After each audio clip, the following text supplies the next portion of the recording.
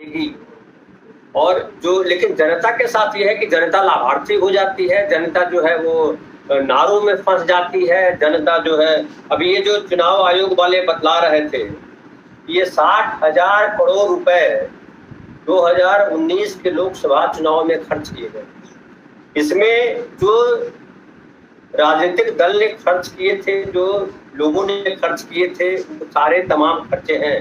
हालांकि इन खर्चों में वो खर्च नहीं शामिल है जिसमें संजीव भाई आप जिसका जिक्र कर रहे थे कि मुखिया का चुनाव लड़ने के लिए जब 1 करोड़ रुपया खर्च किया जा रहा है, 50 लाख खर्च किया जा रहा है, तो ये तो सांसद और विधायक के चुनाव। लेकिन खैर जो कागजी तौर पे है, हमारे देश का एक अलग विडंबना है कि कागज कहीं और रहता है, जनता और समाज और नेता और सच कहीं और रहता है, कागज कहीं और रहता है, और हमारा न्यायालय जो है वो कागजों के आधार पर ही फैसला देता है।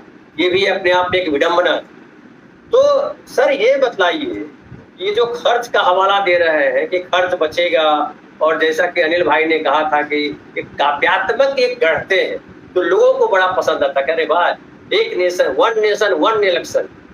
तो ये क्या लगता है कि ये जनता को भरमा ले जाएंगे या जनता इनको जवाब दे देगी? देखिए, अनम्यूट कर लीजिए। वन नेशन वन इलेक्शन का लक्ष्य है कि आरएसएस के शताब्दी वर्ष में पूरे देश में बीजेपी की सरकारें स्थापित करना। इस पर कोई कंफ्यूजन नहीं होना चाहिए, इसका डेमोक्रेसी से कोई संबंध नहीं। और जब उनके लक्ष्य में ये चीज़ शामिल है तो जाहिर है कि वे अब इस जो संविधान जिसमें कि सेक्युलरिज्म इसकी जो है बैकबोन है, वो सेक्युलरिज्म उनको एक्सेप्टेबल नहीं है। ये उसकी दिशा में एक बड़ा कदम होगा और ये आएगा, ये शगुफा नहीं है। क्यों ये आएगा, क्यों एक्टिव हैं वो लोग, इससे एक मैसेज तो साफ निकल गया है। नरेंद्र मोदी ने अपनी डिफीट एक्सेप्ट कर लिया कि प्रेजेंट सिस्टम में अगर इलेक्शन होंगे तो नरेंद्र मोदी जीतने वाले नहीं हैं। अगर नरेंद्र मोदी जीतने वाले होते तो ये वन नेशन वन इलेक्शन के नाम पर ये कमेटी और नए सिरे से उसकी व्यूह रचना नहीं की जाती। तो ये जो परिवेश बन रहा है, इस परिवेश का एक दबाव तो है जिसमें कि सरकार के हाथ पर फूले हुए हैं। दूसरी चीज जो बहुत ही इंपॉर्टेंट चीज है वो ये कि जो बीजेपी के जो सांसद हैं उनकी जनता से कनेक्टिविटी तो होगी। अगर जनता से कनेक्टिविटी है और जनता से संबंध उनके गहरे हैं तो फिर नए सिरे से वन नेशन वन इलेक्शन की जरूरत क्या है? आप क्लीन स्वीप कर सकते हैं, लेकिन हकीकत इसके एकदम विपरीत है। अधिकांश सांसदों का संबंध जनता से कट चुका है। और जैसा कि लोग अभी दो हमारे जो पैनल के साथी थे उन्होंने अपनी राय रखी है, एक अनिल चमड़िया ने रखी और अभी चंदन जी ने रखी। देखिए, मैं बहुत ही विनम्रता से कह रहा हूँ ये बात, हिंदुस्तान के 90 करोड़ वोटर इलेक्शन में पार्टिसिपेट करते हैं, इसे अंडरस्टिमेट नहीं करना चाहिए, इग्नोर नहीं करना चाहिए। हिंदुस्तान की गरीब जनता के लिए इलेक्शन बेईमानी नहीं है, वो वोट देने जाते हैं।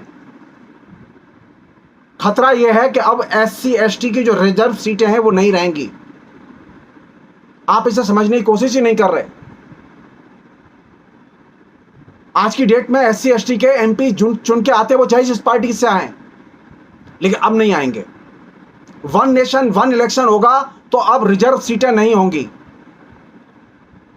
तो पहली कैजुअलिटी, जैसा कि धनंजय ने एक बार सवाल किया था शुरू में कि भाई गरीबों को इसमें कोई लाभ होगा क्या? पहली कैजुअलिटी होगी गरीबों की, SC ST की सीटें नहीं रहेंगी। दूसरी कैजुअलिटी होगी और नरेंद्र मोदी की दृष्टि में उपलब्धि होगी, और बीजेपी के जो नेता अभी चुप हैं उनके लिए उपलब्ध, वो 2047 की क्यों बात कर रहे हैं? क्योंकि उनको मालूम है कि अगर हम वन नेशन वन इलेक्शन को हमने इंप्लीमेंट कर दिया तो हमें कोई नहीं हटा सकता, क्योंकि उनको मिनिमम 5% वोट चाहिए एक आदमी को जिताने के लिए। और ये 5% वोट छोटे छोटे दलों को लाना सबसे मुश्किल काम है लोकसभा के लिए। जो वन नेशन वन इलेक्शन के पीछे जो पूरी धारणा काम कर रही है उसमें यह कि मार्जिनलाइज कर दो, और जो बात पहले वो सोचते थे 2 पार्टी सिस्टम में देश को कन्वर्ट कर दो। थर्ड चीज जो बहुत ही जरूरी चीज है जिस पर कि कायदे से सोचना चाहिए वो ये कि ये कमेटी बनी है ना, चलो हम मान लेते हैं आप बहुत ईमानदार आदमी हैं, हिंदुस्तान में राज्य हैं, राज्य सरकारें हैं, इस कमेटी में कोई राज्य सरकार का प्रतिनिधित्व नहीं है। जो कमेटी बनी है उसमें सारे के सारे केंद्र सरकार के प्रतिनिधि भरे हुए हैं, केंद्र सरकार जिन्हें चाहती है वही भरे हुए हैं, राज्य सरकारों का प्रतिनिधित्व नहीं है। तो चुनाव की बात होगी और राज्य सरकारों की बात ही नहीं होगी और वन नेशन वन इलेक्शन होगा। राज्यों के इलेक्शन भी लोकसभा के साथ कराए जाएंगे लेकिन राज्यों का कोई भी मुख्यमंत्री शामिल नहीं किया जाएगा। हम भी तो देखना चाहते हैं कौन मुख्यमंत्री इसमें इंटरेस्ट लेता है। इसलिए ये अपने आप में एक फ्रॉड है, वन नेशन वन इलेक्शन। और इस फ्रॉड का जमीनी स्तर पर ये तो बहुत अच्छा किया कि अधीर रंजन चौधरी ने उसे डिक्लाइन किया, और भी जो दूसरे लोग हैं वो डिक्लाइन करें। हमें प्रेशर क्रिएट करना चाहिए। थर्ड चीज और आखिरी चीज, ये वन नेशन वन इलेक्शन की बात जब विधि आयोग ने कही थी, मैं सिर्फ बीजेपी के नेताओं के लिए और आरएसएस के नेताओं के लिए मैं वो चीज कोट करना चाहता हूं जो कि 1999 के विधि आयोग की जो सिफारिश थी जिसमें वन नेशन वन इलेक्शन को लेकर नेशनल सेमिनार जो है वो विज्ञान भवन में हुआ था। उसमें बीजेपी के उपाध्यक्ष श्री जैन कृष्णमूर्ति उन्होंने साफ कहा था वन नेशन वन इलेक्शन के हम खिलाफ हैं, और बीजेपी के प्रतिनिधि के नाते उन्होंने कहा था कि ये सांप्रदायिकता और जातिवाद को बढ़ावा देने वाला प्रपोजल है, हम इसके पक्ष में नहीं हैं। मैं कांग्रेस की बातों पर नहीं जाना चाहता, मैं विपक्षी बातों पर भी नहीं जाना चाहता। मैं राम जेठमलानी जो कि अटल बिहारी गवर्नमेंट में उस समय कैबिनेट मिनिस्टर थे, राम जेठमलानी ने साफ कहा था कि ये एक तरह से संविधान विरोधी काम है। वन नेशन वन इलेक्शन से डेमोक्रेसी समृद्ध नहीं होगी। दो लोग, एक राष्ट्रीय उपाध्यक्ष जो भारतीय जनता पार्टी का प्रतिनिधित्व करता है और दूसरे राम जेठमलानी, वो खुलकर इसका विरोध कर रहे थे। और ये चीज सामने, ये ऑन द रिकॉर्ड है, कोई भी आदमी जाए, विधि आयोग की जो सिफारिशें हैं वो ऑन द रिकॉर्ड अवेलेबल है। खेल क्या है तीसरा जिस पर के नजर है नरेंद्र मोदी की? खेल ये है कि ये जो छोटी पार्टियां गई हैं उधर इंडिया में मोर्चे में, ये छोटी पार्टियां अब हमारे साथ आए, नहीं तो भविष्य तुम्हारा अंधकार में है। क्योंकि उस समय कुछ पार्टियों ने, जैसे दोनों कम्युनिस्ट पार्टियां हैं, जैसे अकाली दल है और भी हैं, मैं वो डिटेल्स में नहीं जाना चाहता, उन लोगों ने ये बात सहमति जाहिर की थी कि हम इसके पक्ष में हैं वन नेशन वन इलेक्शन के। लेकिन आज की स्थिति बदल चुकी है, संदर्भ अलग है। उस समय संदर्भ अलग था, सरकार बीजेपी की ही थी, अटल बिहारी वाजपेयी की सरकार थी जिस समय ये बात रखी गई थी। ये मैं क्यों कह रहा हूं कि ये इसके जरिए इंडिया जो ग्रुप बना है विपक्ष का, उसके अंदर फूट डालना चाहते हैं। और ये एक अच्छा लेसन है नरेंद्र मोदी के लिए कि जब बंबई में मीटिंग हो रही थी तो उन्होंने ये कमेटी की घोषणा कर दी। वहां सारे टॉप नेता विपक्ष के, छोटे दलों के, बड़े दलों के उपलब्ध थे, वे बैठे और उन्होंने एक सिरे से एक राय बनाई कि हम इसका विरोध करेंगे। और ये चीज नरेंद्र मोदी के लिए सिरदर्द है, और यही वह चीज है जो कि जमीन पर आएगी। मैं आने वाले समय में स्ट्रगल की कल्पना कर रहा हूं, इलेक्शन की कल्पना नहीं कर रहा हूं, क्योंकि वन नेशन वन इलेक्शन तभी रुकेगा जब कि वन नेशन वन स्ट्रगल होगा। वन नेशन वन स्ट्रगल ही हिंदुस्तान की डेमोक्रेसी को इंश्योर करेगा, सुरक्षित करेगा, और कोई चीज इसे इंश्योर नहीं कर सकती। क्योंकि नरेंद्र मोदी के यहां डिबेट, डिस्कशन, पार्टिसिपेशन, डेमोक्रेटाइजेशन, इन शब्दों का कोई अर्थ नहीं है।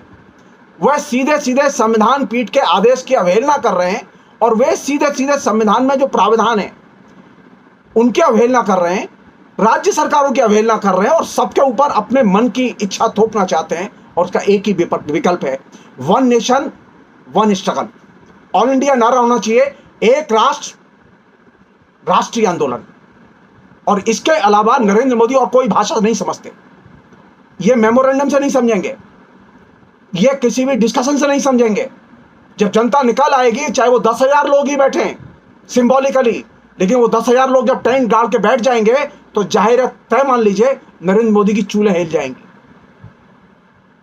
क्यों? क्योंकि तानाशाह सिर्फ आंदोलन से डरते हैं, जनता की सक्रियता से डरते हैं। और यह जनता की सक्रियता, चाहे वो आदिवासी इलाकों में शुरू हो, चाहे वो SC/ST के इलाकों में शुरू हो, चाहे वो अल्पसंख्यकों के इलाके में शुरू हो, चाहे वो महानगर में शुरू हो, जहां से भी शुरू होगी, ये तय है कि नरेंद्र मोदी डरने लगेंगे। क्योंकि वे अब वर्तमान जो चुनाव प्रणाली है उसके जरिए इलेक्शन नहीं जीत सकते। ये मैसेज उन्होंने साफ दे दिया है, वन नेशन वन इलेक्शन के। तो पहली लड़ाई, आइडियोलॉजिकल लड़ाई, तो इंडिया अलायंस जीत चुका है। ये हम दिमाग से निकाल दें कि इंडिया अलायंस जो है वो इस समय डिफेंसिव है। जी नहीं, आइडियोलॉजिकली उसने एक ऑफेंसिव ले लिया है, और वह ऑफेंसिव साफ साफ दिखाई दे रहा है कि अब ये सिस्टम इनके हाथ में नहीं है, ये अपने हिसाब से सिस्टम को नचा नहीं सकते। और रही बात ये अदानी, अंबानी, ये तमाम और जो तमाम किस्म के इश्यूज हैं, ये हाशिए के इशू हैं। डेमोक्रेसी दांव पर लगी हुई है। हमने ईस्ट इंडिया कंपनी को डील कर लिया अपने लड़ाइयों के जरिए। अंबानी और अदानी क्या चीज हैं? ऐसी कोई चीज नहीं है, इनमें कोई चीज नहीं है। आप कल्पना कीजिए, 47 में जब हम आजाद हुए थे, हमारे पास में सुई बनाने की भी औकात नहीं थी। हमारे यहाँ हर चीज, मैंने रेल की, सो कॉल्ड रेल की हर चीज बाहर से आती थी। क्या हुआ चंद वर्षों के बाद? हमने हर वह चीज पैदा की जो कि विदेश से मंगाई जाती थी, और रेल को अपने पैर पर खड़ा कर दिया। आज रेल के डिब्बे यहां बनते हैं, इंजन यहां बनता है, पटरियां यहां बनती हैं, हर चीज यहां बनती है। ये मैं क्यों कह रहा हूं कि ये जो अंबानी अदानी वाला फिनोमेना है, ये फिनोमेना आप फोकस में जितना रखेंगे वो डाइवर्ट हो जाएगा असली इशू। असल इशू है डेमोक्रेसी को कैसे बचाया जाए। नरेंद्र मोदी की पूरी कोशिश यह है डेमोक्रेसी को कैसे डैमेज किया जाए, और इंडिया अलायंस की पूरी कोशिश है डेमोक्रेसी को कैसे बचाया जाए। और यही वह जगह है जहां से कि अगली लड़ाई का मोर्चा खुल रहा है। अंत में कहना चाहता हूं, नरेंद्र मोदी अपनी तरफ से लड़ाई के इशू फेंक रहे हैं। ये विपक्ष नहीं तैयार कर रहा, ये नरेंद्र मोदी खुद फेंक रहे हैं। CAA का मसला, नागरिकता का मसला नरेंद्र मोदी ने फेंका था। इसलिए ये पूरे के पूरे प्रोसेस में हम एक चीज ध्यान रखें कि सरकार अपने जो कदम उठा रही है, वे कदम जनता को आंदोलन के लिए मजबूर कर रहे हैं, और भविष्य आंदोलन का है, इलेक्शन का नहीं। जी सर, बहुत अच्छा कंक्लूडिंग लाइन आपने दिया है।